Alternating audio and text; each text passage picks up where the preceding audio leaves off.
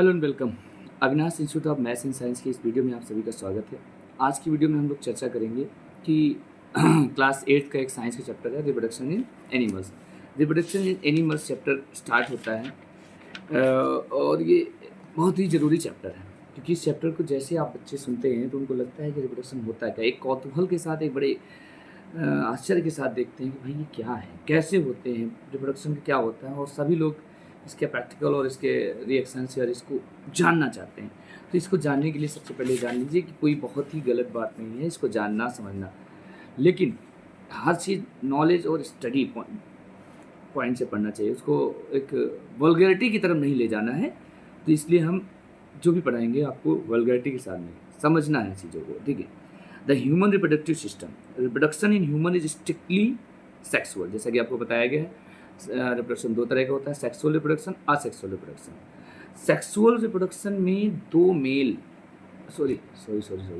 दो parents involve होने चाहिए। एक पेरेंट्स आपका मेल होना चाहिए और एक फीमेल पेरेंट होना चाहिए। मेल और फीमेल पेरेंट जब इन्वॉल्व होते हैं तो मेल फीमेल अपने गैमेट और फीमेल अपने गैमेट का इन्वॉल्वमेंट करके एक तरह का नए तरह की सेल बनाता है। उस नए तरह की सेल से एक नए तरह का जीवन का निर्माण होता है।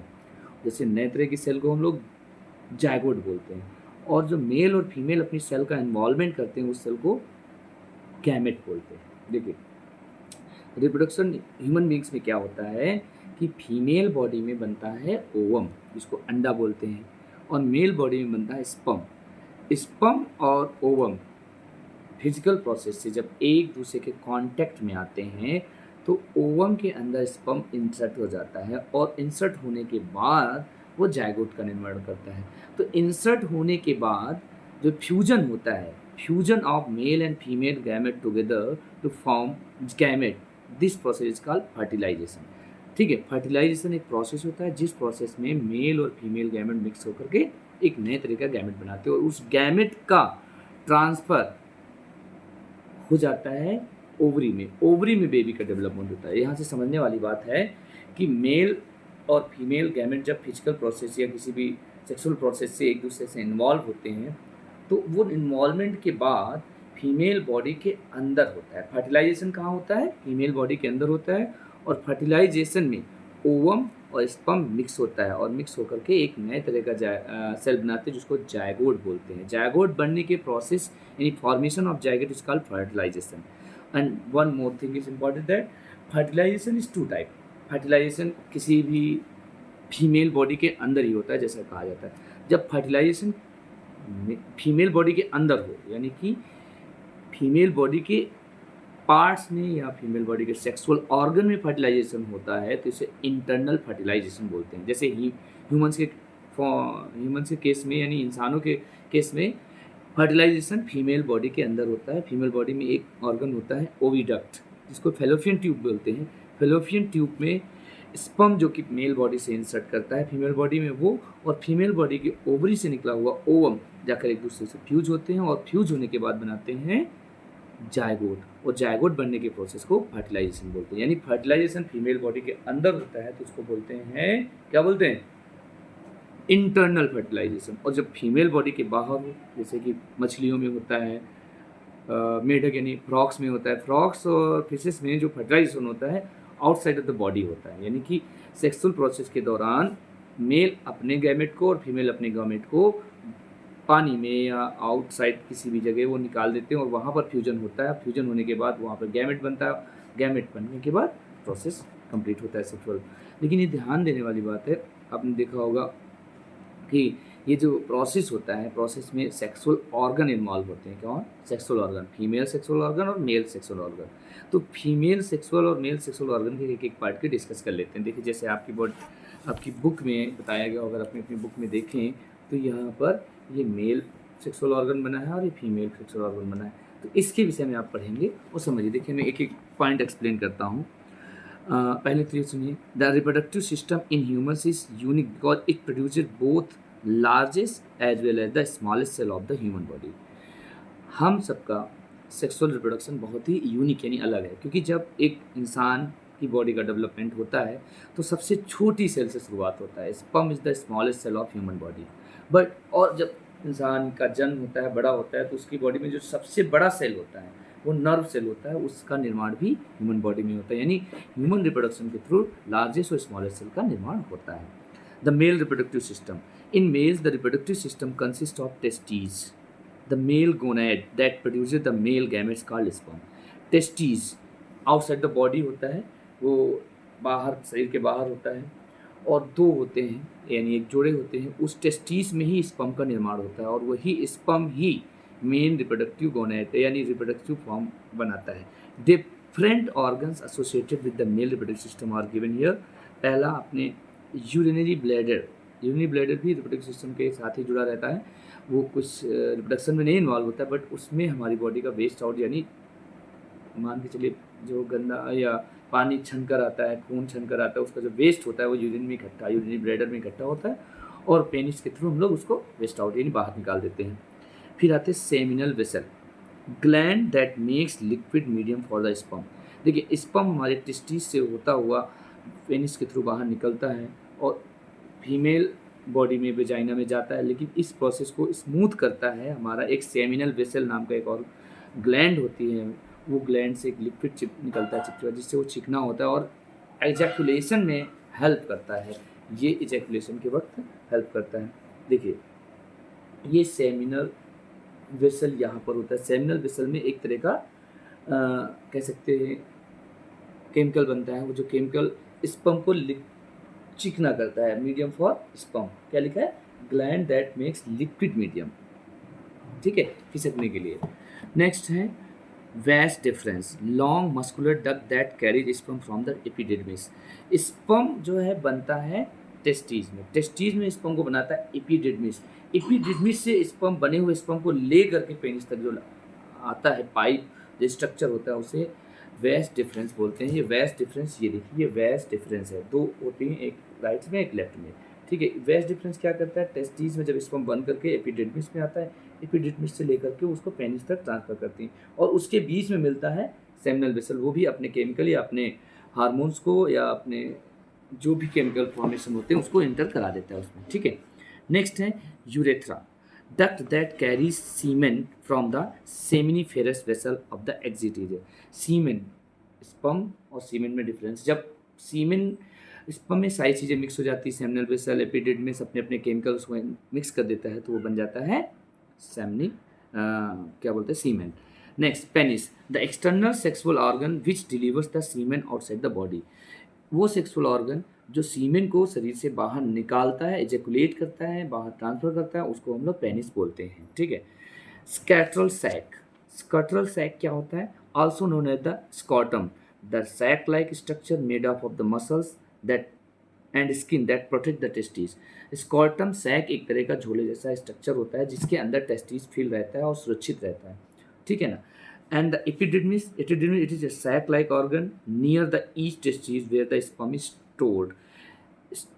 जहाँ स्पर्म बन के टेस्टिस में स्पर्म बनता है और उसमें जाकर इकट्ठा हो जाता है, और उस इकट्ठे हुए स्पर्म को लेकर के वेस्ट डिफरेंस जाता है कहाँ तक? सेमिनल वेसल तक। सेमिनल वेसल भी अपनी केमिकल उसमें डालता है और फिर एजुकुलेट होकर के पेनिस के थ्रू बाहर निकलता है, यानी कि टेस्टिस में बनता है, सेमिनल वेसल एपिडिडमिस से इकट्ठा होता है, और वहाँ से वेस्ट डिफरेंस उसको लेकर के जाता है सेमिनल वेसल। सेमिनल वेसल में और भी दो ग्लैंड्स होती है, वो अपना अपना केमिकल उसमें इंटर कराती हैं और वो जाकर के पेनिस के थ्रू बाहर निकलता है। और टेस्टिस दो होते हैं, ठीक है। टेस्टिस जिसको सभी लोग एक्चुअली बहुत तरह से हंसी मजाक में भी बोल देते हैं, लेकिन इसका रियल में हिंदी नाम अंडकोश होता है। The male gonad are paired structure responsible for the production of the male gamete sperm and hormone testosterone। और सबसे इम्पॉर्टेंट बात है कि स्पर्म तो बनता ही है, लेकिन टेस्टिस में एक और चीज़ बनती है जिसको बोलते हैं मेल हार्मोन टेस्टोस्टेरोन। टेस्टोस्टेरोन की वजह से ही कोई मेल मेल जैसे बिहेवियर शो करता है, जिससे उसके शरीर में दाढ़ी मूछें आती हैं और उसकी आवाज़ भारी हो जाती है, यानी कि आफ्टर पुबर्टी के बाद ये टेस्टोस्टेरोन बनना चालू हो जाता है। टेस्टोस्टेरोन बनता कहाँ है? टेस्टिस में बनता है, यानी टेस्टोस्टेरोन बनने के साथ साथ स्पर्म भी बनना चालू हो जाता है। ये कह सकते हैं कि आफ्टर पुबर्टी जब टेस्टोस्टेरोन या स्पर्म बनना चालू हो जाता है तो कोई भी लिविंग बीइंग या मेल एक तरह से रिप्रोडक्टिवली एक्टिव हो जाता है कि रिप्रोडक्शन करने लायक हो जाता है, ठीक है। अब बात करते हैं फीमेल रिप्रोडक्टिव ऑर्गन की, ठीक है। The female reproductive organ consist of pair of ovaries, the female gonad. Pair of ovary क्या होता है? फीमेल गोनेड होता है, जहाँ से ओवरी से ही ओवम बन के बाहर निकलता है। The ovary produces female gamete called ovum. Ovary से क्या बनता है? ओवम, ठीक है। Different organ associated with the female reproductive system are given below. Female reproductive system का सबसे जरूरी ऑर्गन है होता है फिलोपियन ट्यूब, ठीक है। ओविडक्ट भी बोलते हैं इसे। Connect the uterus to ovaries and carries the ovum. ये ओवरी को कनेक्ट करता है यूट्रस, ठीक है। ओवरी वहाँ से लेता है और फिर स्पर्म को इधर वेजाइना के थ्रू लेता है और वहाँ पर फर्टिलाइजेशन होता है। फर्टिलाइजेशन के बाद वो ट्रांसफ़र होता है ओवरी में। ये इस पिक्चर के थ्रू समझ लीजिए। यहाँ पे इस वेजाइनल प्रोसेस से उसने रिसीव किया स्पर्म, स्पर्म यहाँ गया, ये फिलोपियन ट्यूब होती, यहाँ पर उसने फीमेल बॉडी से ओवम, ये यहाँ पर क्या हुआ? फर्टिलाइजेशन हो गया। फर्टिलाइजेशन होने के बाद ये ट्रांसफ़र होता है ओवरी में। देखिए इसको अपनी नोटबुक और बुक में देख लीजिए अपनी। See uterus, the uterus is shape like upside down pear with a thick lining and muscular wall. It is the site of the growth of the baby in case of pregnant women and provides nutrition to the body. So जो baby होता है, ठीक है। The uterus is shaped like a upside down pear. Upside मतलब ऊपरी हिस्सा ऐसे नीचे का एक पेयर लीजिए, ऐसे होता है नाशपाती, उसको ऐसे पलट दीजिए। नाशपाती के आकार का एक स्ट्रक्चर होता है, मस्कुलर स्ट्रक्चर होता है, ठीक है। Next vagina, a tube like structure that connect the uterus to the exterior. Uterus को बाहरी वातावरण से यानी बाहर की तरफ जैसे मान के चलिए बाहरी वातावरण या बाहर शरीर के बाहर के हिस्से को कनेक्ट करता है वेजाइना। ओवरी क्या होता है? फीमेल गोनेड होते हैं। ओवरी फीमेल गोनेड होते हैं यानी फीमेल रिप्रोडक्टिव सेक्स सेल होते हैं। Structure responsible for the production of ovum and hormone of oestrogen, यानी फीमेल हार्मोन का नाम है एस्ट्रोजन। एस्ट्रोजन की वजह से भी फीमेल जैसे बिहेवियर दिखाते हैं, जैसे उनके चेस्ट या ब्रेस्ट एक्सपेंड हो जाते हैं, वेस्ट एरिया बढ़ जाता है, उनकी आवाज़ पतली हो जाती है, ठीक है। और साथ ही साथ उनके शरीर में ओवम बनना चालू हो जाता है। एक और सिम्टम आफ्टर पबर्टी की स्टेज पे आकर उनमें जो पीरियड्स का साइकिल होता है जिसको मेंस्ट्रुअल साइकिल कहते हैं वो भी स्टार्ट हो जाता है। मेंस्ट्रुअल साइकिल का स्टार्ट होने का मतलब ये होता है कि फीमेल का रिप्रोडक्टिव ऑर्गन एक्टिव हो गया, यानी कि उसको रिप्रोडक्टिवली हम एक्टिव मानते हैं, ठीक है। देखिए मेल और फीमेल का इन्वॉल्वमेंट ही सेक्सुअल रिप्रोडक्शन के रिस्पॉन्सिबल है। अगर सेक्सुअल रिप्रोडक्शन हो रहा है तो मेल और फीमेल दोनों ही लगेंगे, ठीक है।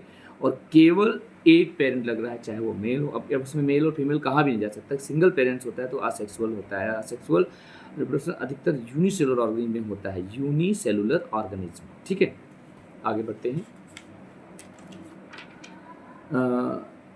Gamete formation. So after reaching puberty of both male and female start producing gamete. मैंने अभी थोड़ी देर पहले बताया था मेल और फीमेल गैमेट्स कब बनाना शुरू करेंगे? पबर्टी की एज क्या होती है? देखिए गर्ल्स में पबर्टी की एज लगभग 10-11 साल होती है और मेल्स में 13 से 14 साल तक। तो पबर्टी की एज में आने के बाद मेल्स के टेस्टिस में स्पर्म बनना चालू हो जाता है, फीमेल्स के ओवरी में ओवम बनना चालू हो जाता है। तो ओवम को निकालने के प्रोसेस को, यानी ओवम हर महीने निकलता है, उसको मेंस्ट्रुअल साइकिल बोलते हैं, पीरियड्स बोलते हैं, ठीक है। तो gametes are reproductive units in males and the female each with half of the genetic material of the cell. जो मेल और फीमेल का जो गैमेट्स होता है जिसको स्पर्म और ओवम बोलते हैं, स्पर्म में सेल का आधा जेनेटिक मटेरियल स्पर्म से लेता है। जैसे मान लीजिए गैमेट जायगोट बन रहा है तो जायगोट में हाफ पोर्शन जेनेटिक मटेरियल हमने मेल से लिया जाता है, हाफ फीमेल से, जब जाकर एक जायगोट बनता है। इसीलिए कहा जाता है कि जो बच्चा पैदा होता है, नया बच्चा बेबी जन्म होता है, उसमें मेल यानी माता पिता दोनों के गुण होते हैं, क्योंकि दोनों की बॉडी सेल का इन्वॉल्वमेंट ही नए सेल का या नए बेबी का, नए जीवन का निर्माण करता है। उसमें 50-50 कह सकते हो, 50-60 40-60 कह सकते हो, लेकिन दोनों का इन्वॉल्वमेंट होता है।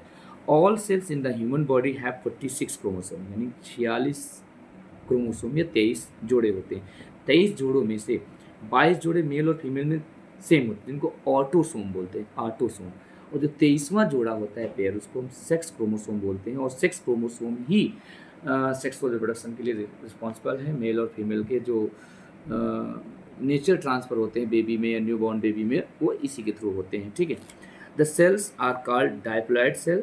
Chromosome contain genes that are blueprint responsible for the determining the characteristics of an individual.